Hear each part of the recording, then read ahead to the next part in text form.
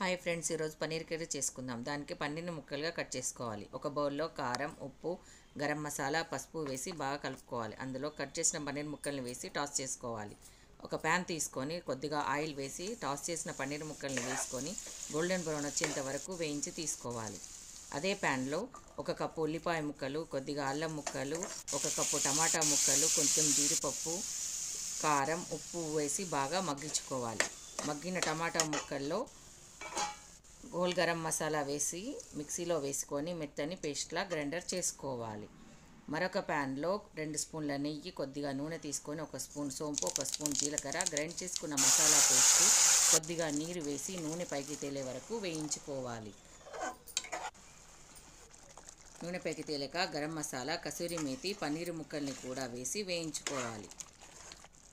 తర్వాత fresh cream, కొత్తిమీర వేసి దించుకుంటే పన్నీర్ మసాలా కర్రీ రెడీ.